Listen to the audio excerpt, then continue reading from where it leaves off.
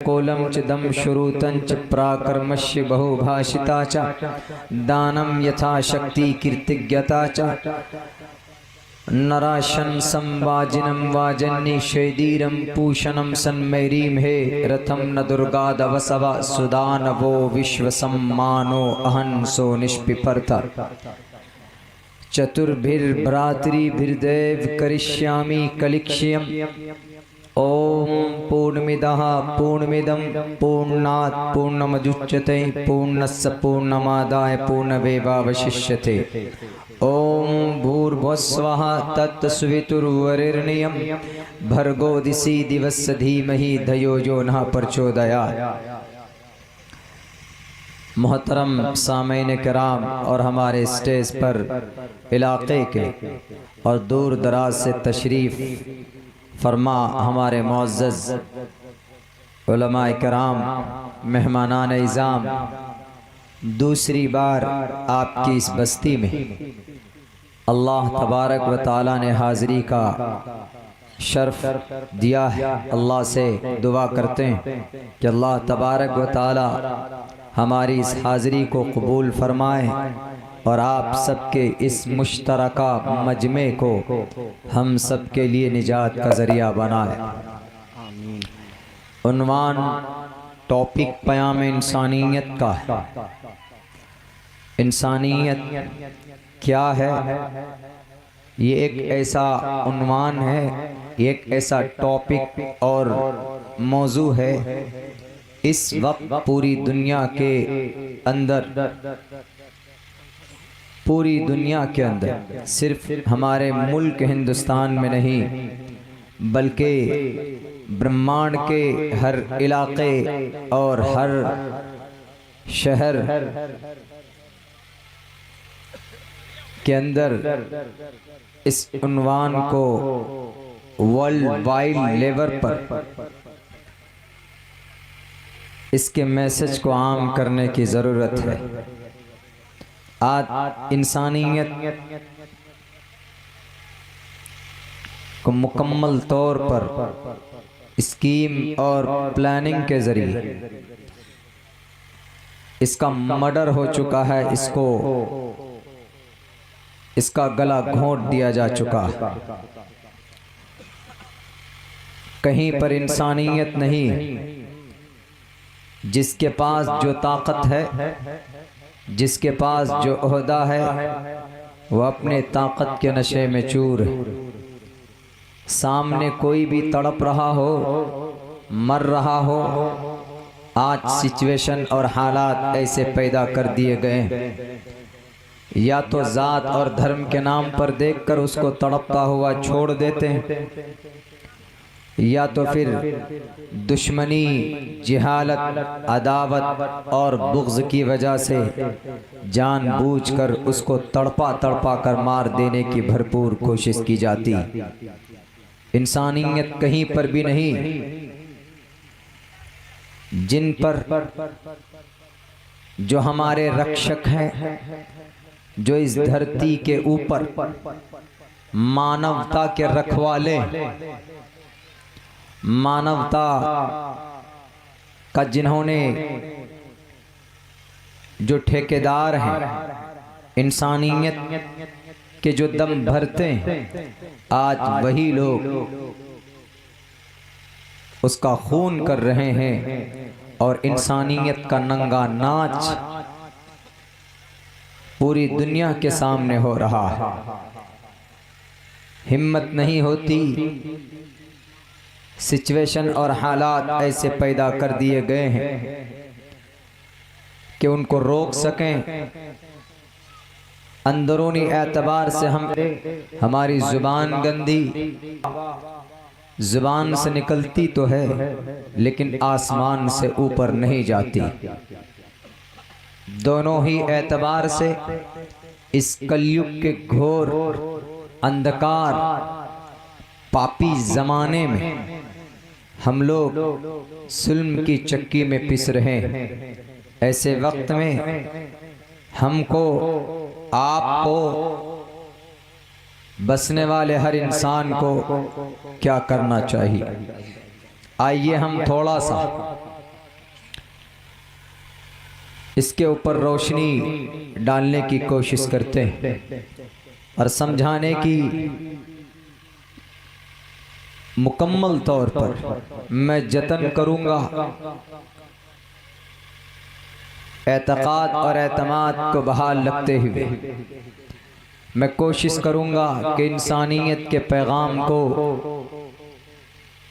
पूरी दुनिया तक हम सब मिलकर पहुंचा सकें।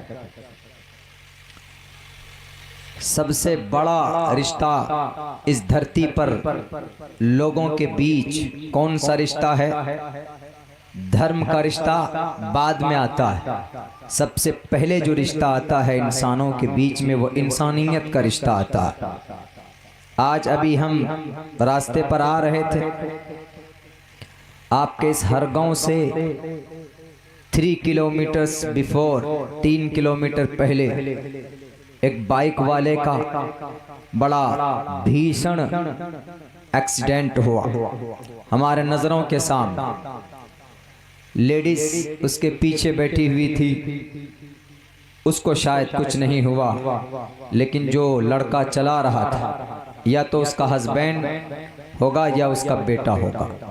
वो सड़क पर गिरा, हेलमेट नहीं था, शायद उसके सर में चोट आई होगी, लेकिन वो औरत जो थी वो चिल्ला रही थी कि मदद कीजिए।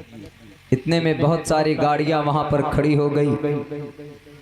ये जो बहुत सारे लोग वहां पर खड़े हुए, किसी ने हाथ किसी ने पैर पकड़कर गाड़ी में सवार करके उसको सीतापुर की किसी मेडिकल या किसी हॉस्पिटल के अंदर लेकर गए। ये जो लोग वहां पर जमा हुए, लोग वहां पर पहुंचे, ये इसी को बोलते हैं इंसानियत, इसी को बोलते हैं मानवता, इसी को बोलते हैं ह्यूमैनिटी, इसी को बोलते हैं इंसानियत। और ये चीज आज इस धरती से उठती चली जा रही है, बल्कि उठ नहीं रही है, उठाने की कोशिश की जा रही है।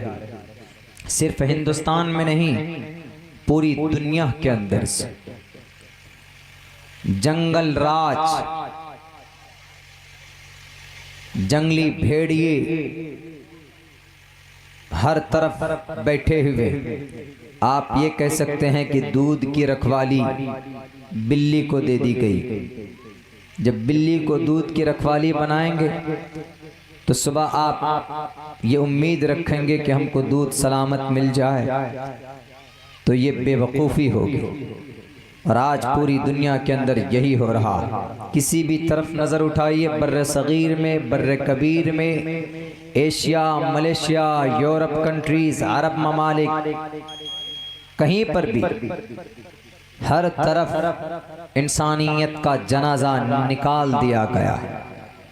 कमज़ोर, निहत्थे, लाचार, उनकी इज्जत व आबरू से लोग आज खेल रहे हैं। जो जितना कमज़ोर है उसको उसके ऊपर उतना जुल्म किया जाता।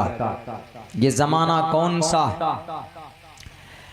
आपके इस बस्ती में 75% हमारे मोहतरम जनाब मौलाना वसीक साहब कासमी मुस्तकिल राब्ते में रहे, तो दूसरी मरतबा आपके यहाँ हाज़िरी हुई। इन्होंने हमसे कहा कि मौलाना, हमारी बस्ती में जो 75% नॉन मुस्लिम भाई हैं, वो वेदांत की बातों को सुनने में इंटरेस्ट रखते हैं, उनको दिलचस्पी, और वो चाहते हैं कि आपका बयान हो, अच्छा हो, ज़्यादा देर तक हो। हमने कहा बहुत अच्छी बात है। उनके अकीदे के मुताबिक ये ज़माना कल युग का चल रहा। हिंदू भाइयों के अकीदे के मुताबिक ज़माने 4 होते हैं।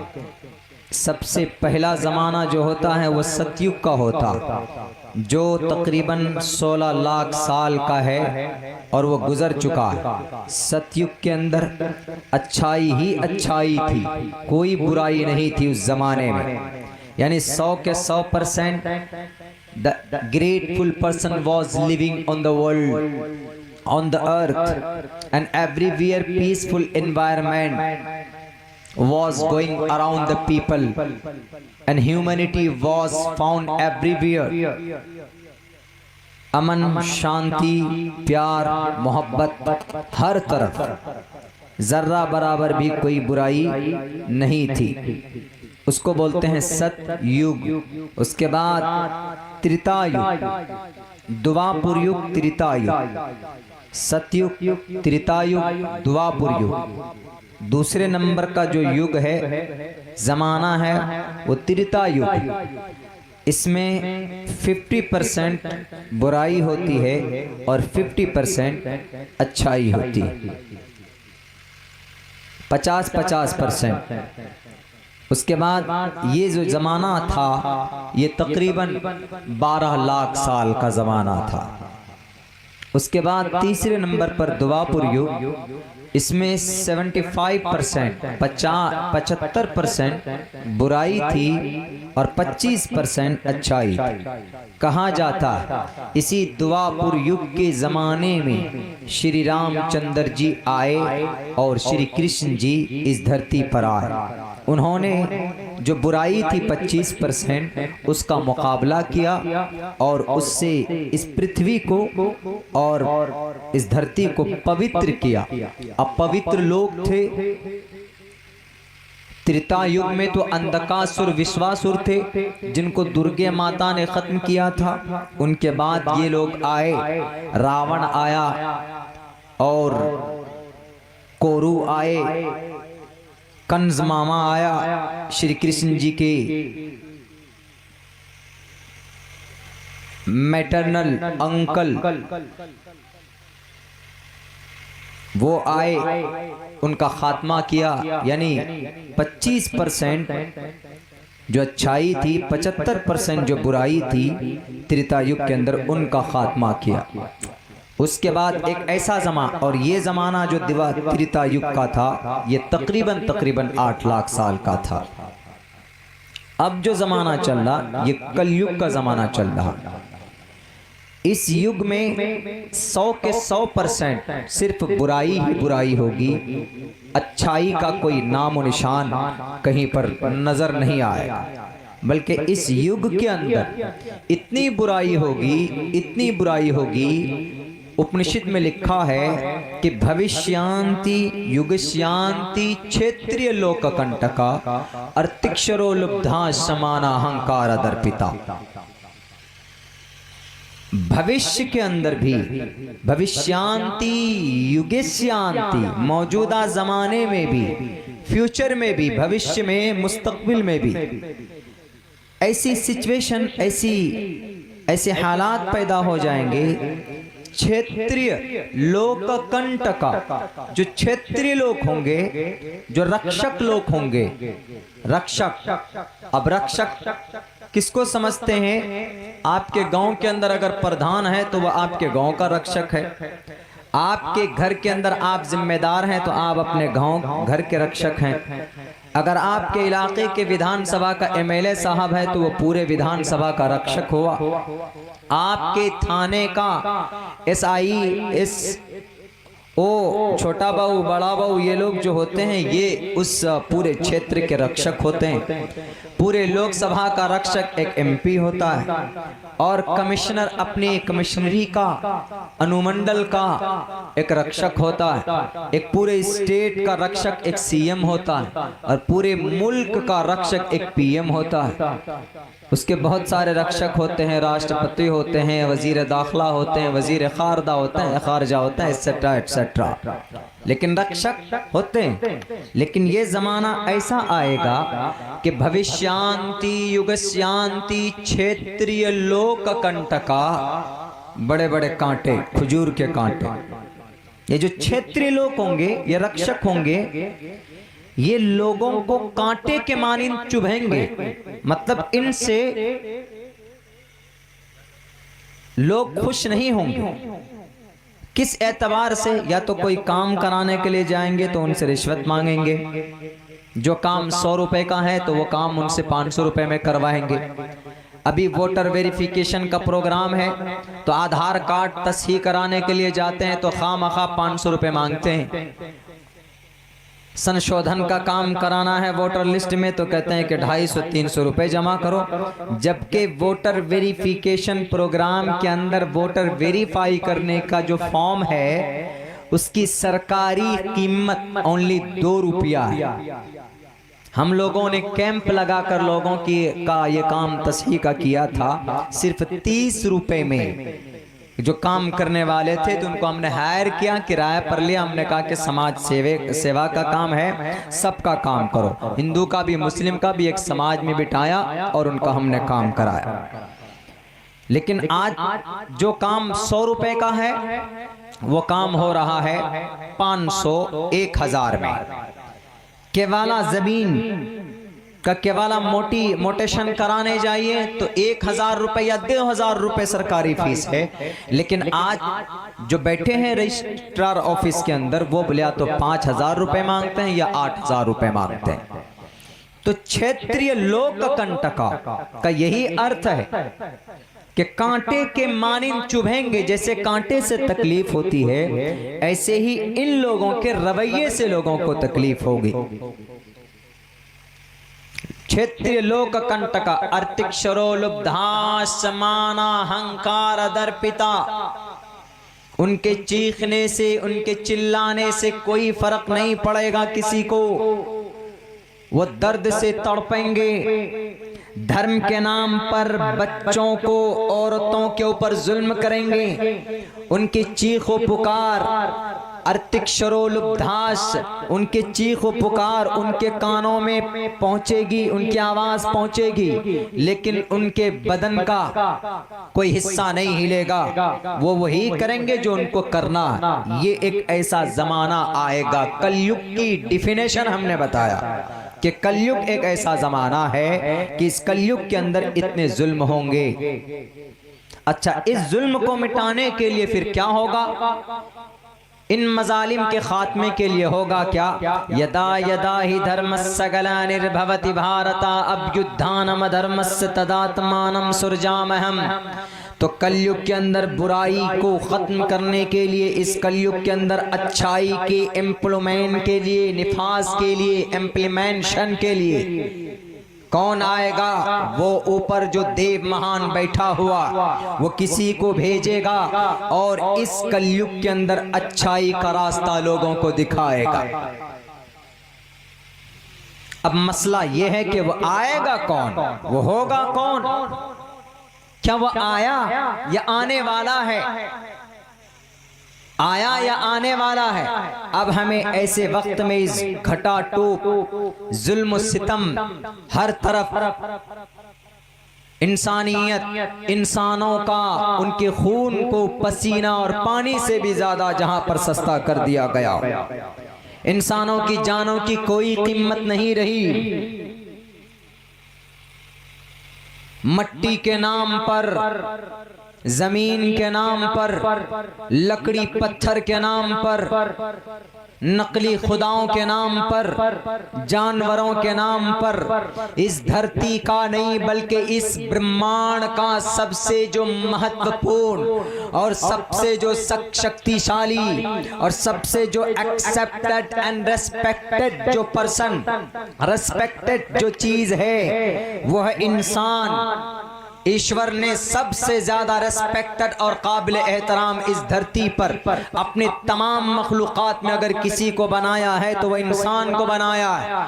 अल्लाह ने कुरान में कहा भी, लक़द खलक़नल इंसान फी अहसनि तक़वीम, हमने इंसान को बेटर सांचे में ढाला, हमने इंसानों को सबसे बेहतरीन बनाया है। और उन इंसानों को आज जानवरों से भी घटिया निचले तबके में रख दिया गया है। उनकी कीमत कम है, उनके जानों की कीमत कम है, और अपने अपने विश्वास और अपने अपने जो मंसूबे हैं और अपनी अपनी उनकी जो अगराज व मकासिद हैं उनकी कीमत ज्यादा है। चाहे वो कुर्सी की हवस हो, चाहे वो उद्योगपति दौलत की हवस हो, वो दौलत हासिल करने के लिए, कुर्सी पर विराजमान रहने के लिए कोई भी लुटे कोई भी पिटे। जैसे 85 दिन गुजर गए वादी के अंदर, घाटी के अंदर लोग पानी के लिए तरस रहे हैं। वादी कश्मीर में कोई उनको पूछने वाला नहीं। यूनाइटेड नेशन के लोगों के मुंह में पट्टियां बांध दी गई है, वो उनको उनकी खबरगिरी करने के लिए आगे नहीं आते। मैं एक्सप्लेन करूंगा आखिर के अंदर, लेकिन ये एक ऐसा जमाना है, इस कलयुग के अंदर कौन आएगा इंसानों को, लोगों को इंसानियत का रास्ता बताने के लिए। आज जो अंधविश्वास लोग दोनों तबके में पैदा हो गए हिंदू मुसलमानों के बीच में, कैसे ये खत्म होगा? एक आएगा महापुरुष, एक आएगा विश्व सम्मानो, जहां पूरी दुनिया के लोग उनकी इज्जत करेंगे, उनको सम्मान देंगे। पूरी दुनिया के लोग उसको अपना आइडियल मानेंगे कि वो एक आइडियल होगा इस धरती के मानव के लिए, मानवता के लिए। और उन्होंने अपना सब कुछ लुटा कर भी इंसानों को इंसानियत का पैगाम दिया। और वो कौन है? वो ज़ात अक़दस मुहम्मदुर रसूलुल्लाह सल्लल्लाहु अलैहि वसल्लम की ज़ात है। इस कलयुग के अंदर, ये कलयुग 4,32,000 साल का होगा और ये जमाना 5,000 साल गुजर चुका है। 5,000 साल इस जमाने को हो गए। महाजल पलवान वाले मनु के जमाने से, महाजल पलवान वाले मनुस्मृति हिंदू भाइयों के यहाँ कानून की किताब, उनकी मसले की किताब मनुस्मृति है। जैसे मुस्लिम में कुरान और शरीयत है, ऐसे हिंदू भाइयों में शादी ब्याह लेन देन एवरीथिंग, अगर कुछ करना है, anything if you want to do it, करना हो तो आपको मनुस्मृति के तहत करना होगा। तो 14 मनु आते हैं हिंदू भाइयों के अकीदे के मुताबिक। तो उन 14 मनु में से 7 मनु का जमाना गुजर चुका, 7 मनु और आने वाले। तो ये 7वें मनु की कानून की किताब है जिसको मनुस्मृति बोलते हैं। उसी मनु के जमाने से, ये मनु का जमाना 5,000 साल पहले शुरू होता, अभी तक इस मनु का जमाना चल रहा है। हिंदू भाई उसके ऊपर बिलीव करते हैं। आइंदा हिंदुस्तान के अंदर हिंदुस्तान के संविधान को मिटाकर कुछ लोग इसी मनुस्मृति के कानून को नाफिज करना चाहते हैं। आपको एक बात हम बता दें यहाँ पर रुककर कि हिंदुस्तान के अंदर जो कानून है, जो इंडियन कॉन्स्टिट्यूशन, हिंदुस्तान का जो संविधान है, आईन हिंद है, इससे बेहतर आईन, इससे बेहतर कानून पूरी दुनिया के अंदर किसी मुल्क के अंदर नहीं। डॉक्टर भीमराव अंबेडकर ने 55 मुल्कों का दौरा किया था। 55 मुल्कों के कॉन्स्टिट्यूशन में से कुरेद कर, चुन चुन कर जो अच्छे अच्छे एक्ट थे वो लेकर 3 साल में कानून बनाता हिंदुस्तान का। 1947 में आजाद हुआ, लेकिन 26 जनवरी 1950 के अंदर कानून को नाफिज किया गया। 26 जनवरी 1950 के अंदर 3 साल में हिंदुस्तान का संविधान लिखा गया। 3 साल के अंदर सिर्फ इसके संशोधन का काम चला कि कौन से अच्छे एक्ट हैं दाखिल होना चाहिए, कौन सा नहीं दाखिल होना चाहिए। तो ये बात दावे के साथ पूरी दुनिया के लोगों को हम शान के साथ बता सकते हैं कि we have a great constitution, we have a authentic संविधान, कि हमारे पास दुनिया का सबसे खूबसूरत कानून है, संविधान है। लेकिन कुछ नफरत के पुजारी, लेकिन कुछ शिद्दत पसंद लोग, लेकिन कुछ इस धरती के ऊपर रावण राज करने वाले, रावण राज करने वाले हैं, वो राम राज करने वाले नहीं हैं। वो भक्षक हैं, वो अबू जहल की औलाद, फिरौन की औलाद है, जो ये सपना देखते हैं कि हिंदुस्तान की गंगा जबनी तहजीब को मिटाकर हम उस कानून को लाएंगे। कैसे लाओगे उस कानून को? जब तुमसे सवाल कर बैठेगा कि जब सोने की चिड़िया का लक़ब देने वाला बाब अकबर बादशाह के जमाने के अंदर में जीडीपी 27% थी हिंदुस्तान की, उस वक्त हिंदुस्तान की जीडीपी को, हिंदुस्तान को मजबूत करने वाले लोग यही थे जिनको आज तुम भगाना चाहते हो। कभी एनआरपी का डर दिखाकर, कभी एनआरसी का डर दिखाकर, कभी देश का जल्लाद या देश का देशद्रोही कहकर। नहीं कर सकते। We have a great confident and we have authentic संविधान। किसी के घर की, किसी के बाप की लिखी हुई चीज नहीं है संविधान को जो बदल दे। और मैं अगर बोलता हूं तो कुछ लोग कहते हैं कि अब्दुल्ला साहब आप कानून के खिलाफ बोलते हैं। कानून के खिलाफ मुझ में बोलने की ताकत भी नहीं और किसी को परमिशन भी नहीं। कानून के खिलाफ जो प्रोपेगेंडे तैयार किए जाते हैं, कानून के अपोजिट में जो प्लानिंग होती है, जो इलीगल होती है, हम उसके खिलाफ बोलते हैं। कानून के खिलाफ नहीं बोल सकते, संविधान के खिलाफ नहीं बोल सकते। बहरकैफ ये जमाना कलयुग का है। इस अंधेरे के अंदर कौन आएगा? एक ऐसी जात अक़दस है जिसके बारे में लिखा है द 100 बुक के अंदर। एक बहुत बड़े क्रिश्चियन राइटर ने लिखा कि and I have written the 99% history and whole from the childhood and to the brotherhood and to the younghood and to the day of death. बचपन, पैदाइश से लेकर जवानी तक, जवानी से लेकर उसकी मौत तक 99% लोगों की उन्होंने सिफात को जमा किया, उनकी हिस्ट्री को लिखा, सबको लिखा। किनका? नौशेरवां का लिखा, हजरत मूसा अलैहिस्सलाम की हिस्ट्री को लिखा, हजरत ईसा की हिस्ट्री को लिखा, मर्यादा पुरुषोत्तम श्री रामचंद्र जी की हिस्ट्री को लिखा, श्री कृष्ण जी को कहानी को दर्शाया, और श्री राम चाहिए श्री अर्जुन जी के वो सब तलवारबाजी को जो महाभारत के मैदान में उन्होंने कौरवों का खात्मा किया था, और जो वार्तालाप हुआ था श्री कृष्ण जी और श्री अर्जुन जी के बीच में, उसको लिखा। रुस्तम को लिखा, बकरात, सुकरात सबको लिखा। गौतम बुद्ध, सिद्धार्थ की हिस्ट्री लिखी, और आपको ये महावीर जैन स्वामी की हिस्ट्री लिखी। सबकी हिस्ट्री लिखने के बाद आखिर के अंदर उन्होंने सोचा कि एक जात अक़दस का नाम और लिखते हैं। 99% की हिस्ट्री वो लिख चुका था, कंप्लीट हो चुका था। आखिर के अंदर उन्होंने सोचा कि आखिर के अंदर मुसलमानों के अंतिम मैसेंजर, आखिरी नबी मोहम्मद रसूलुल्लाह की भी कहानी हम इसके अंदर दर्शा देते हैं। द 100 यानी 100 ग्रेट आदमियों की कहानी को लिखा। लिखने के बाद कंपेयर किया, उसने लिखा कि हमने अदालत देखी नौशेरवां की, बड़े आदिल थे। हमने देखी है ताकत रुस्तम की, बहुत बड़े ताकतवर थे। हमने देखी है, उन्होंने लिखा कि हमने देखा है हजरत मूसा अलैहिस्सलातु वस्सलाम के जलाल को, और उन्होंने लिखा उसके अंदर कि हमने नरमी देखी हजरत ईसा अलैहिस्सलातु वस्सलाम को।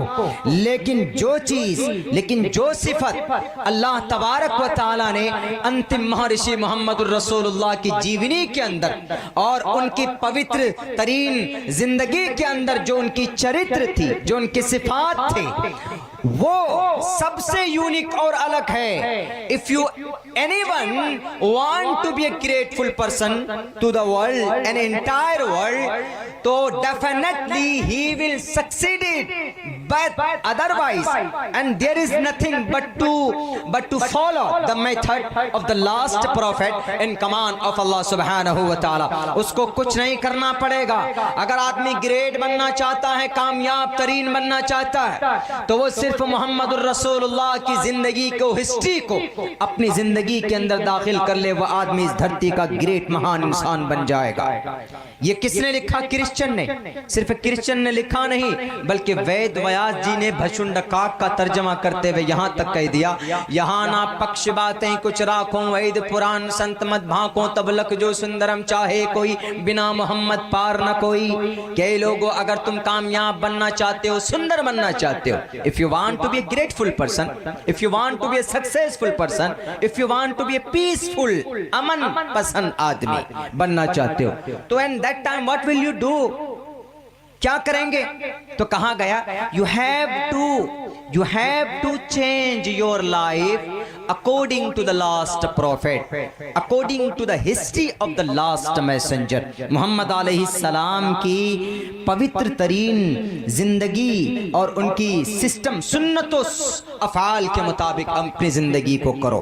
और वहां उन्होंने और आगे 2 कदम आगे बढ़कर बताया, यहाँ ना पक्षपात, मैं किसी की पक्षपात नहीं कर रहा हूं। यहाँ ना पक्षपात है कुछ राखों, वेद पुराण संत मत बाकों, हम किसी की तर्जमानी नहीं कर रहे रहे हैं। तबलक जो सुंदरम चाहे कोई, अगर कोई आदमी सुंदर बनना चाहता है, अगर कोई आदमी कामयाब बनना चाहता है, बिना मोहम्मद पार न कोई। मोहम्मद के दामन को पकड़े बगैर, मोहम्मद की सीरत व सुन्नत पर अमल किए बगैर वह आदमी कामयाब नहीं हो सकता। वेद व्यास जी ने लिखा। और ये मोहम्मद कौन थे? इस कलयुग के अंदर पापों का विनाश करने वाले, इस कलयुग के अंदर शिर्क का खात्मा करने वाले, इस कलयुग के अंदर जिस तरफ चारों तरफ तलवारों की बारिशें हो रही, यतीम बच्चों के माल हड़प किए जा रहा है, समाज की बहू बेटियों की इज्जत लूटी जा रही, समाज की जवान बेटियों को जिंदा दफन करने की का जमाना हो, शराब आम हो, पानी की तरह शराब पीते थे, गैरुल्लाह के सामने अपनी मुकद्दस पेशानी को झुकाते थे। ऐसे वक्त में ईश्वर ने इनको भेजा और कहा कि जा शंबल गराम गुक्यस्य बराहमणयस्य गहातमन भवने विष्णु यशशा कल की प्रादुर्भविष्यति। जाओ क्या करो? जगरम्बहम सूर्यैवा जानी, जैसे सूरज तुलू होता है ऐसे ही जाकर चमको और लोगों को सूरज की तरह रोशनी दिखाओ और लोगों को बताओ कि अल्लाह ने तुम्हें मनी के नापाक कतरे से इस धरती पर क्यों पैदा किया। जाकर बताओ लोगों को मुहम्मदुर रसूलुल्लाह सल्लल्लाहु अलैहि वसल्लम के बारे में। सीता का ये तो आखिर के अंदर पूछते, सीता का क्या बनवास, बनवास होता असल, बनवास हुआ था या नहीं? ओ बनवास, पहले आप ये बताइए बनवास का मतलब क्या, तब जवाब दूंगा। मैं तो बता ही दूंगा लेकिन जिसने लिखा है वो बताइए, वो उसने लफ्ज गलत लिखा। तो आप अलैहिस्सलातु वस्सलाम को हम लोग कुछ कॉन्सेप्ट लिए हुए ना कि मोहम्मद को सिर्फ मुसलमानों के लिए भेजा है। आज जो हिंदुस्तान के अंदर आग सुलगाई जा रही, उसकी रीजन क्या है कि 1450 साल पहले मोहम्मद के लोग सहाबा किराम ने तलवार उठाई, लोगों के गर्दन पर रखे और कहा कलिमा पढ़ो।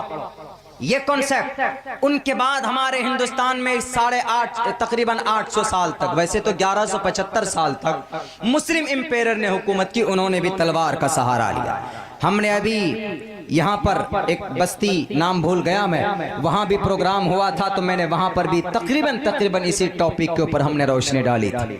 जरूरत इसी बात की क्योंकि हिंदुस्तान के अंदर जो अनपढ़ गवार लोग आंखों में पट्टी बंधी हुई है, बैठ गए हैं कुर्सी में, ताकत उनको दे दी गई है, उसके बाद वो कभी काम नहीं करेंगे, विकास का काम नहीं करेंगे। आप लखनऊ से यहाँ आ जाइए अपने सीतापुर, जितना चौराहा मिलता है देखिए, ट्रैफिक का कोई सिस्टम है जिसको मन में आधा उधर से घुसेड़ रहा है गाड़ी, न दाया न बाया न इंडिकेटर, कुछ नहीं, जिधर से मन आ रहा उधर से जा रहा। हर चौराहे के अंदर आदमी की रक्षा के लिए एक न एक ट्रैफिक पुलिस होनी चाहिए। इसके ऊपर पैसा खर्चा नहीं करेंगे। पैसा खर्चा किस पे करेंगे? सिर्फ लड़ाई करवाओ, दंगे करवाओ, बस 32,000 रुपए का मुजस्समा बना दो, स्विस बैंक में पैसे भेज दो। खोखला इस वक्त हिंदुस्तान, पता कितना खोखला है, इतना खोखला हो चुका हमारा मुल्क हिंदुस्तान। 4% पे जीडीपी आ गया, 4% जीडीपी। और मुस्लिम इंपेयर के जमाने में कितनी जीडीपी थी? जीडीपी का मतलब नहीं समझते हैं। जीडीपी का मतलब आप समझिए कि हिंदुस्तान के अंदर यहाँ की खुद पर्सनल उत्पादन, जो यहाँ की चीज आविष्कार, नई नई जो जो प्रोडक्ट होते हैं हिंदुस्तान के अंदर, जो फैक्ट्रीज होती हैं, दवाइयों की फैक्ट्री है, गाड़ियों की फैक्ट्री है, ये नई नई चीज जो बनती है, इसको जीडीपी बोलते हैं। ये 27% से घटकर 4% में आ गया। क्यों आ गया? दिमाग इस बात पे नहीं है, ताकत इस बात पे खर्च नहीं हो रही कि तरक्की कैसे हो मुल्क की, नहीं, सिर्फ इस बात पे खर्च हो रही है कि कौन से मंदिर, कौन से मस्जिद के ऊपर झगड़ा होना चाहिए, क्या खाना चाहिए हिंदुस्तान के मुसलमानों को, क्या पहनना चाहिए हिंदुस्तान के मुसलमानों को, किसकी कत्ल की कौन सी साजिश इख्तियार करनी चाहिए, किसको कत्ल करो तो कौन पकड़ा जाए। कत्ल किया जाता, कातिल होता है कोई और, बेचारे 18 घंटे के अंदर लंबी लंबी दाढ़ी वाले को पकड़ के ले आते हैं। और सीसीटीवी कैमरे में देखता है जो कत्ल करने जा रहा है वो बिना दाढ़ी वाला है, और जब 18 घंटे बाद पकड़ते हैं तो वो लंबी दाढ़ी वाले, यानी 18 घंटे में इतनी लंबी दाढ़ी आ गई उनकी। ये हमारे हिंदुस्तान के इंटेलिजेंस की वो चीज है। बैरकैफ खैर ये इनका मामला है, लेकिन हम एक नागरिक हैं, हम अपनी प्रोटेक्शन के लिए, हम अपने देश को तरक्की की तरफ ले जाने के लिए हम ये सवाल कर सकते हैं, क्योंकि हम Indian person, we are Indian person, Hindustan की हम एक नागरिक हैं, हमारा हक बनता। बैरकैफ मोहम्मदुर रसूलुल्लाह सल्लल्लाहु अलैहि वसल्लम आएंगे इस जमाने में, और ये मोहम्मद ही वाक़ियतन इस कलयुग के अंदर जो 100% बुराई है इसका खात्मा करेंगे। इसका तज़किरा सिर्फ कुरान में नहीं, अहादीस में नहीं, बल्कि दुनिया की अक्सर बड़ी ऑथेंटिक धर्म ग्रंथों के अंदर मौजूद। आप अलैहिस्सलातु वस्सलाम आए, कुछ लोग दुश्मनी करते हैं कि नहीं इस्लाम के प्रचार के लिए आए थे। आप उनसे कहो कि मोहम्मद आए थे इस्लाम के प्रचार के लिए नहीं, मोहम्मद आए थे इंसानियत का पैगाम बताने के लिए। लोगों को बताया कि लोगों, जिस अल्लाह ने तुम्हें मनी के नापाक कतरे से, वो मनी का नापाक कतरा अगर तुम्हारे बदन के किसी हिस्से में लग जाए तो जब तक तुम उसको धोगे नहीं, जब तक तुम नहाओगे नहीं, जब तक तुम सिस्टम प्रोसेस में नहीं जाओगे तो तुम सर से पैर तक पाक नहीं हो सकते। उस मनी के नापाक कतरे के अंदर जो कीड़ा होता है, उस कीड़े से खूबसूरत इंसान बनाया। कौन बनाया? वो परमेश्वर, वो परम शक्तिमान। तो हमारा और आपकी, हमारी और आपकी ये जिम्मेदारी और ये ड्यूटी है कि हम उस परमेश्वर परम शक्तिमान की पूज्य प्रार्थना करें। इससे बड़ी इंसानियत का पैगाम क्या हो सकता है? क्या ये कहना लोगों को जुर्म है कि लोगों एक ईश्वर की इबादत करो, ए लोगों एक परमात्मा के सामने अपने मुकद्दस पेशानी को झुकाओ, ये कहना पाप है? कुछ लोगों ने कहा कि नहीं, मोहम्मद को तो अपना पॉपुलैरिटी, मोहम्मद को तो अपना ग्रेट लीडर बनने का सपना था। आप याद कीजिए, मोहम्मदुर रसूलुल्लाह सल्लल्लाहु अलैहि वसल्लम जो अंतिम महर्षि हैं, जो अंतिम संदेष्टा हैं, जो कल की, जो पूरी दुनिया के इंसानों का, क्रिश्चियनों का, जैन का, बुद्धिस्ट का, कन्फ्यूशनिज्म का, आशूरियों का, सबके, सनातन धर्म के, मुसलमानों के, सबके वो गुरु थे। रू मने तोड़ना, गु मने अंधकार, अंधकार को तोड़ने वाले थे, सबके गुरु थे। अगर कोई बोलता है कि नहीं मोहम्मद तो आए थे सिर्फ टोपी और कलमे पढ़ने वालों की फलाह व बहबूद के लिए, नहीं, मोहम्मद आए थे इस धरती पर इंसानियत का पैगाम देने के लिए। लोगों को मोहम्मद ने सिखाया, अपने सहाबा किराम को लुटते हुए पिटते हुए भी, कि मेरे प्यारे सहाबा अगर तुम्हारे जिस्म के टुकड़े हो जाएं, तुम्हारे जिस्म को अंगारों पर रखकर भून दिया जाए, तुम इंसानियत के पैगाम को मत छोड़ना, तुम एक ईश्वर की पूजा और प्रार्थना को मत छोड़ना। जो जल्लाद बोलता है, जो नबी पाक अलैहिस्सलाम के चरित्र पर अगर कीचड़ उछालता है, अगर कोई उछालता है, तो मेरा ये दावा और ये चैलेंज है उस बहरूपिये से, उसको सामने लाकर खड़ा करो। नबी पाक अलैहिस्सलाम की कोई हिस्ट्री तुम दिखा दो मुझे कि नबी पाक अलैहिस्सलाम ने दादागिरी की वजह से, मोहम्मद अलैहिस्सलाम ने अपनी लीडरशिप मनवाने के लिए लोगों के ऊपर जुल्म तशद्दुद किया। लाइए ऋग्वेद नहीं निकाल सकते, लाइए बाइबल नहीं दिखा सकते, लाइए मता मरकज़ुल वक़ा यूहन्नास नहीं दिखा सकते, लाइए तालमुद नहीं दिखा सकते, लाइए आप आदि ग्रंथ नहीं दिखा सकते, लाइए आप भविष्य पुराण नहीं दिखा सकते, लाइए आप कल की पुराण, लाइए आप मत्स्य पुराण, भागवत पुराण और विष्णु पुराण, शिव पुराण नहीं दिखा सकते। लाओ आप कुरान और हदीस के अंदर नबी पाक अलैहिस्सलातु वस्सलाम ने अपनी लीडरशिप मनवाने के लिए, तानाशाही को इम्प्लीमेंट करने के लिए, किसी को दर्द तकलीफ पहुंचाने के लिए अगर आप अलैहिस्सलातु वस्सलाम ने एक कदम बढ़ाया हो, कोई सबूत पेश कर दे, है कोई ऐसा माए का लाल, कोई माँ जिसने ऐसा बच्चा जना हो जो मोहम्मदुर रसूलुल्लाह सल्लल्लाहु अलैहि वसल्लम को लालची, हरीस, लस्ट, जालिम, फासिक व फाजिर साबित कर दे, अब्दुल्ला जिंदगी भर के लिए उसका गुलाम बन जाएगा।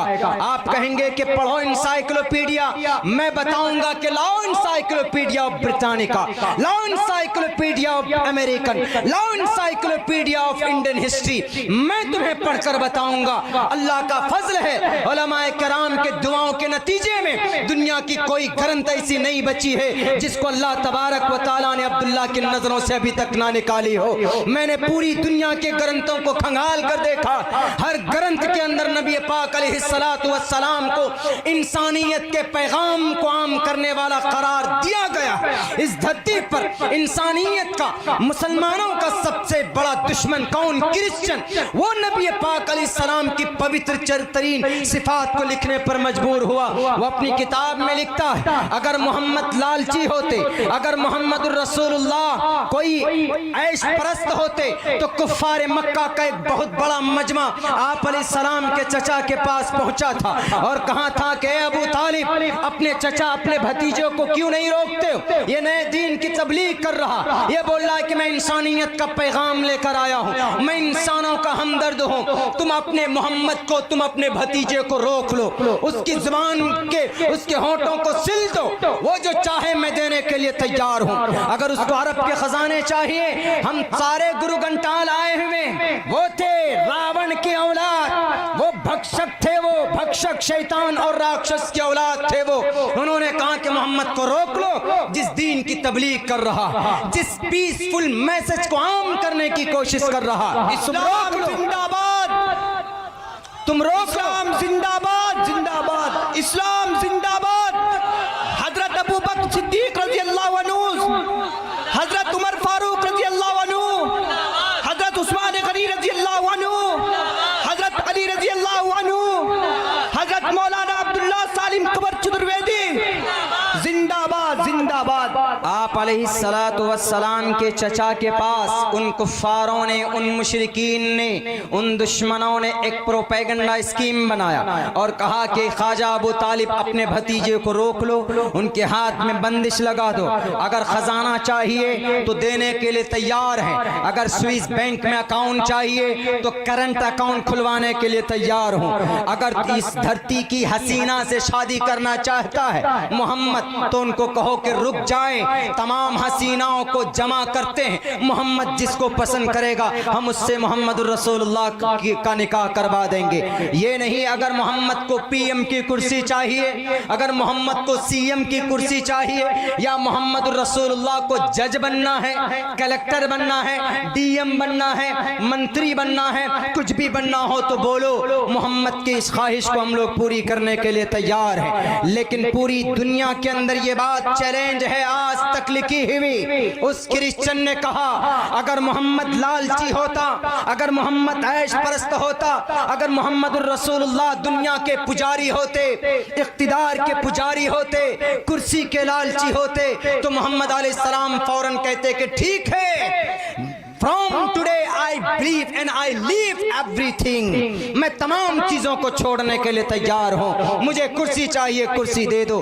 लेकिन मोहम्मद रसूलुल्लाह का जवाब क्या था? दुनिया के अंदर मोहम्मद को नफरत की निगाह से देखने वालों, अमन की बात करने वाले, मोहम्मद रसूलुल्लाह के चरित्र को बदनाम करने वाले बहरूपियों, गुरु घंटालों, नबी पाक अलैहिस्सलाम का जवाब था जो तमाम इंसानों के लिए, ये कोई कुरान या हदीस की मैं तफसीर आपके सामने नहीं रख रहा हूं, बल्कि द 100 बुक के अंदर जो क्रिश्चियन राइटर ने वो बात जो लिखी, मैं वो आपके सामने रख रहा हूं। उन्होंने कहा कि दुनिया के उद्योगपति लोगों, ये तो कुछ नहीं है। मोहम्मद कहते हैं अगर एक हाथ में चांद को लाकर रखो, दूसरे हाथ में सूरज को लाकर रख दो, और तब भी तुम ये कहो, उसके बाद तुम ये कहो कि मोहम्मद अब तुम रुक जाओ, मैं उस वक्त भी नहीं रुक सकता।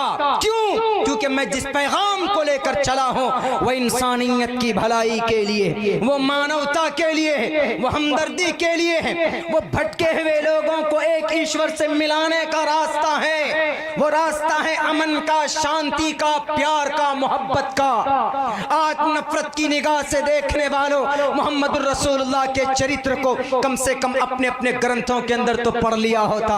अगर कोई क्रिश्चियन में से बोलता है तो मैं उनको दावत देता हूं कि द 100 बुक को पढ़िए। अगर कोई बुद्धिस्ट बोलता है कि मोहम्मद रसूलुल्लाह चरित्रहीन थे, मैं कहता हूं कि गौतम बुद्ध सिद्धार्थ की किताब पाली जुबान में लिखी हुई आज भी मौजूद है, पढ़ो, वहां पर तुम्हें मोहम्मद रसूलुल्लाह के चरित्र का पता चलेगा। अगर हिंदू धर्म के अंदर हमारे कोई हिंदू भाई बोलते हैं मोहम्मद रसूलुल्लाह तो ऐश परस्त थे, उन्होंने 11 शादियां की थी, तो हम भी कहते हैं आप पढ़िए अपने भविष्य पुराण को, आप पढ़िए अपने ऋग्वेद को, आप पढ़िए अपने यजुर्वेद को। मोहम्मद रसूलुल्लाह के बारे में कहा गया, यात युवम भुवम देवः स्वयं शावतरने रतः अनस्वंता सत्पतिर्मामहे मामहे मेघावा चैतिष्ठो असुरो मगोणा त्रिविष्णु अग्निदशाभी सहस्त्रेर वैश्वानरः। 10,000 फौज को लेकर भी अपने जानी दुश्मन को सीने से लगाने वाला अगर कोई इस कायनात की तमाम इंसानियत में, तमाम इंसानों में कोई इंसान नजर आता है तो वह सिर्फ मोहम्मद रसूलुल्लाह की जात अक़दस नजर आता है। अगर कोई सिख भाई बोलता है मोहम्मद रसूलुल्लाह के चरित्र के बारे में तो हम कहते हैं कि आप तालमूद उठा करके पढ़िए। अगर कोई जुडाइज्म बोलता है हम कहते हैं कि आप अपने आदि ग्रंथ को उठा करके पढ़ लीजिए। मोहम्मद रसूलुल्लाह को कहा गया कि मोहम्मद सबके लिए रहमतुल लिल आलमीन बनाकर भेजे गए थे, जो कि इंसानियत का पैगाम दे रहे थे पूरी दुनिया के इंसानों के लिए, सिर्फ मुसलमानों के लिए नहीं। आज जो लोग खास करते हैं कि आप अलैहिस्सलाम तो मुसलमानों के नबी थे, गलत है। क्यों गलत है? इसलिए गलत है, अगर मोहम्मद रसूलुल्लाह सिर्फ मुसलमानों के नबी होते तो सिर्फ कुरान में और हदीस में उनका तज़किरा होता, लेकिन मोहम्मद कुरान और हदीस के अंदर उनका तज़किरा महदूद नहीं, बल्कि आप अलैहिस्सलाम का, यहाँ तक कि आपके सहाबा का भी तज़किरा दुनिया की जो बड़ी बड़ी किताब है पुरानी ऋग्वेद के अंदर मौजूद है। सहाबा किराम का तज़किरा भी मंत्र मैंने पढ़ा, अनस्वंता सत्पतिर्मामहे मेघावा चैतिष्ठो असुरो मगोणा त्रिविष्णु अग्निदशाभी सहस्त्रेर वैश्वानरः ईश ईशाय मामहे शतन्निष्कानो दशशतर्जा त्रिनिष्ठान्य वर्ताम शतन्निष्कानो दशशतर्जा। 300 मालाएं, 10 मालाएं 300 घोड़े, 10 मालाएं 300 घोड़े और 10,000 गाय दिए जाएंगे। किनको? मामहे को, यानी मोहम्मद अलैहिस्सलाम। मामहे को, मोहम्मद को शॉर्टकट में संस्कृत जुबान के अंदर मामहे कहा गया। ईश ईशाए मामहे, ईश्वर ने मामहे को, मोहम्मद को 10 मालाएं, 300 घोड़े और 10,000 गाय, 10 शतरजा ये चीजें दी गई।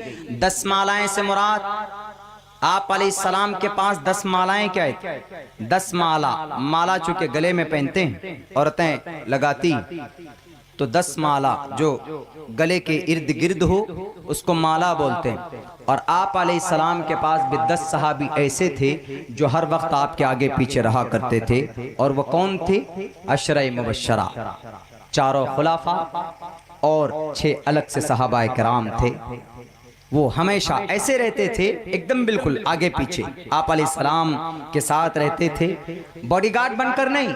कोई ये समझे कि बॉडीगार्ड बनकर, जैसे आज करोड़ों रुपए किस में खर्च किए जाते हैं, करोड़ों रुपए खर्च कर दिया जाता है जनाब jet air high jet security के लिए कि कहीं किसी तरफ से अटैक ना हो जाए। मोहम्मद रसूलुल्लाह के पास कोई सिक्योरिटी, कोई बॉडीगार्ड उनका नहीं था। सहाबी थे, साथ में रहते थे, ताकि कोई वही आए या कोई आप अलैहिस्सलाम बात बताएं तो उनको फौरन महफूज किया जाए, उनको कलम बंद किया जा सके, उनको याद किया जा सके। 10 मालाएं से मुराद 10 सहाबी हैं, वो अशरे मुबश्शरा। उसके बाद 300 घोड़े दिए जाएं। ये पेशीन गोई है। अगर मोहम्मद सिर्फ मुसलमानों के नबी होते तो अशरे मुबश्शरा का तज़किरा कुरान और हदीस के अंदर तक महदूद रह जाता, लेकिन नहीं, क्योंकि मोहम्मद सनातन धर्मी भाइयों के लिए भी थे, मोहम्मद रसूलुल्लाह क्रिश्चियन के लिए भी थे, मोहम्मद रसूलुल्लाह जैन के लिए भी थे, बुद्धिस्ट के लिए भी थे। सबके लिए थे, इसलिए सबकी किताबों के अंदर अल्लाह ने कहा कि and you don't worry and I mention every authentic books and anyone wants to find out of your history in the life and the life background, your life background and definitely very easily and everyone can easily find out. आपकी history को बड़ी आसानी के साथ निकाला जा सकता है, पढ़ा जा सकता। आज जो कमी है वो इस बात की है, देखते नहीं है, खोलकर पढ़ते नहीं, बस सिर्फ इतनी बात ज़हन में रहती है कि नहीं, मोहम्मद अलैहिस्सलाम के पास तो 9 तलवारें थी, 11 बीवियां थी। बस इस पर इल्जाम लगा देते हैं कुछ लोग, कहते हैं कि मोहम्मद तो नौज बिल्ला ऐश परस्त थे, 11 बीवियां थी। हमारे हिंदू भाइयों, यहाँ रुककर मैं एक सवाल करूंगा, अगर मोहम्मद रसूलुल्लाह के पास 11 बीवी थी, इससे लोगों को एतराज है, तो हमारे श्री रामचंद्र जी, हमारे श्री कृष्ण जी 1623 बीवियां थी उनकी, उनके बारे में आप क्या कहेंगे बताइए। श्री रामचंद्र जी की अम्मा 3 थी, इसके ऊपर ऑब्जेक्शन नहीं होनी चाहिए। तो ये कोई मैटर नहीं है, जिसको जितना होता है, जितने की हिफाजत कर सकता रख सकता। लेकिन इस्लाम ने बंदिश लगा दी कि भाई 4 शादी कर सकते हो, तो इसका ये मतलब नहीं कि 4 शादी कोई करे, एक से निकाह कर ले लखनऊ में, उसको छोड़ दे, दूसरे से कानपुर में वहां छोड़ दे, तीसरे से सीतापुर में यहाँ छोड़ दे, और किसी की देखभाल नहीं, तो इस्लाम फिर मना करता है। फनकिहू मा ताब लकुम मिनन निसाई मसना व सुलास व रुबा, भाई 2 से 3 से 4 से करो, जिससे मर्जी हो करो, आपको गुंजाइश है, इजाजत है, लेकिन देयर इज स्मॉल कंडीशन नहीं, there is very strong full condition for that person. जो आदमी 4 शादी करना चाहता है या 2 शादी करना चाहता है, उसके लिए शराइत है कि पहले के हुकूक को अदा करो, और उसकी मर्जी हो तब तुम दूसरी करो, उसकी भी इच्छा होनी चाहिए। अगर 2 कर ली, अब तीसरी की जरूरत पड़े तुम्हें, एक आदमी है कि बहुत ज्यादा सेक्सुअल पावर है उसके पास, या ऐसे मिजाज का है कि नहीं होने चाहिए। बहुत से ऐसे आदमी हैं कि जो 3 रखना चाहता, हमारे यहाँ है एक आदमी 3 बीवियां हैं, और सबको प्रोटेक्शन देता, सबके हुकूक को अदा करता है। बल्कि 2 तो ऐसी औरत से उसने निकाह किया जो बेवा हो चुकी थी, जो जिसके शौहर मर चुके थे। अगर उससे निकाह कर लें कोई, हमारे जवान अगर पहले से शादीशुदा है और समाज में कोई ऐसी बेवा औरत हो गई, मुतल्लका हो गई, जिनको सहारे की जरूरत है, उसका रिश्ता कहीं नहीं हो रहा है, तो भाई आप अगर कर लेते हैं इंसानियत के नाते, मोहब्बत के नाते, उसकी देखभाल के नाते, तो आपको सवाब लिखेगा। इस्लाम में मोहम्मद अलैहिस्सलाम ने जो 11 शादी की है, बैक वक्त 9 बीवियां थी, तो आप अलैहिस्सलाम ने अय्याशी के लिए नहीं की थी, बल्कि आप अलैहिस्सलाम अगर नौज बिल्लाहि मिन ज़ालिक, अगर आप अलैहिस्सलाम इस मिजाज के होते, तो आपकी शादी कब हुई? 25 साल की उम्र में पहली शादी हुई, 25 साल, and that time and the every जवान blood, young blood have a very sexual power. उस वक्त जवानी पूरे शबाब पर होती, उस वक्त क्या चाहिए? कुंवारी लड़की चाहिए, कुंवारी लड़की से रिश्ता करेंगे। लेकिन आप अलैहिस्सलाम ने किससे रिश्ता किया है? एक 40 साल की 2 मर्तबा बेवा हो चुकी थी, बेख्तिलाफ रिवायत किसी में तो 3 मर्तबा बताया है, लेकिन 2 ही मर्तबा मानिए। एक 40 साल की अधेड़ उम्र की, यानी उनकी जिंदगी की आधी उम्र गुजर चुकी थी, तब आप अलैहिस्सलाम ने अपनी एक जवानी में उस औरत से निकाह किया। अगर आपको इतना ही शौक होता तो आप कहते कि नहीं, I am a messenger of the world, I am a हबीब ऑफ अल्लाह, हम अल्लाह के हबीब हैं, हम करेंगे 40 साल की औरत से निकाह। नहीं, पैगाम में निकाह जैसे पहुंचा, आपके चाचा अबू ख्वाजा अबू तालिब ने फौरन निकाह विकाह पढ़ा करके भाई कंबाइन कर दिया, उनको मिला दिया। और जब तक खदीजा रही, अम्मा खदीजा, प्यार मोहब्बत से रहसाने की खिटपिट होती रही। उसके बाद आपने जो शादी की है, एक सिर्फ पूरी 11 बीवियों में एक बीवी ऐसी है, नबी की चरित्र के ऊपर कीचड़ उछालने वालों, नबी पाक अलैहिस्सलाम ने सिर्फ एक कुंवारी औरत थी आपके पास, अम्मा आयशा रजी अल्लाह ताला अन्हा, एक, बाकी सब बेवा। कोई बेवा हो गई थी, किसी को जरूरत थी सिर्फ इसलिए कि ताकि उनको एक छत मिल जाए, उनको उनकी मदद हो जाए। ये नीयत थी मोहम्मद रसूलुल्लाह की, आप अलैहिस्सलाम की। अय्याश नहीं थे नौज़ बिल्लाहि मिन ज़ालिक। पैगाम देना चाहते थे इस धरती के लोगों को कि अगर तुम्हारे समाज में भी तुम्हारे गांव देहात के अंदर अगर ऐसी औरतें हैं तो ऐसी इंसानियत पैदा करो कि भाई उनको मदद मिल जाए, उनका हेल्प हो जाए। यही पैगाम था आप अलैहिस्सलातु वस्सलाम का। इसीलिए उसने लिखा है द 100 बुक के अंदर उस क्रिश्चियन राइटर ने कि हर फील्ड में मोहम्मद ने इंसानियत का पैगाम दिया। हर फील्ड में, कोई भी फील्ड हो, हर फील्ड के अंदर मोहम्मद रसूलुल्लाह ने इंसानियत का पैगाम दिया। कोई भी हो, क्रिश्चियन हो, जैन हो, जोडाइज्म हो, आपने जिस फील्ड को अपनाया, जहां पर भी गए, इंसानियत ही इंसानियत, प्यार ही प्यार, मोहब्बत ही मोहब्बत। जानी दुश्मनों को दिल से माफ की जाओ, हमने तुम्हें माफ किया। लेकिन आज कुछ लोग हैं क्या कहते हैं कि मोहम्मद रसूलुल्लाह के पास तो 9 तलवार थी, 9 तलवार मोहम्मद के पास थी, तो क्या किसी का कत्ल किया आज तक मोहम्मद रसूलुल्लाह ने? दिखाए मुझे कोई भी कहे कि मोहम्मद रसूलुल्लाह ने के पास 9 तलवार थी, वो गए किसी इलाके के अंदर, किसी गांव के अंदर चढ़ाई की, वहां के समाज की बेटियों की इज्जत व आबरू को लूटा। मोहम्मद रसूलुल्लाह ने ऐसा नहीं किया। चंगेज खान की तारीख उठाकर देख ली जाए, हलाकू खान की तारीख उठाकर देख ली जाए, पूरी दुनिया के अंदर बल्कि ये निजाम है, इन्नल मुलूक इज़ा दखलू क़रियतन अफ़सदूहा। जब कोई बादशाह किसी मुल्क में दाखिल होता है, जब कोई बादशाह किसी इलाके के अंदर दाखिल होता है, तो वहां मार काट धार करता है। और हिंदुस्तान के अंदर भी ऐसा हुआ है, गुजरात के अंदर भी ऐसा हुआ है। 3200 इंसानों को गाजर मूली के तरह काटा गया है। और आज भी कश्मीर के वादी के अंदर ऐसा हो रहा है, इंसानियत का गला घोटा गया। 370-35A हटा दिया गया।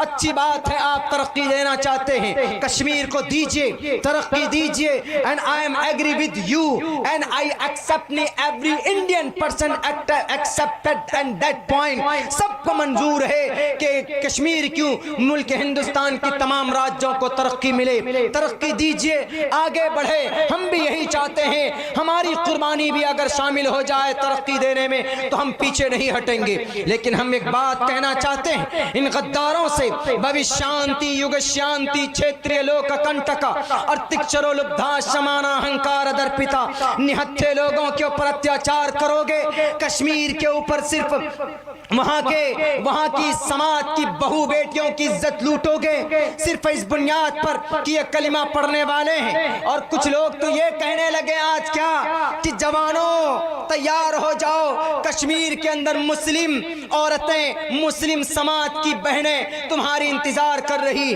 अब जाओ कश्मीर में जमीन खरीदो और वहां की बहू बेटी के साथ ऐश करो, रंगरलियां मनाओ। ईश्वर तुमको कभी माफ नहीं करेगा, ईश्वर कभी तुमको इस पाप से निकलने नहीं देगा, बल्कि नर्क के अंदर चले जाओगे।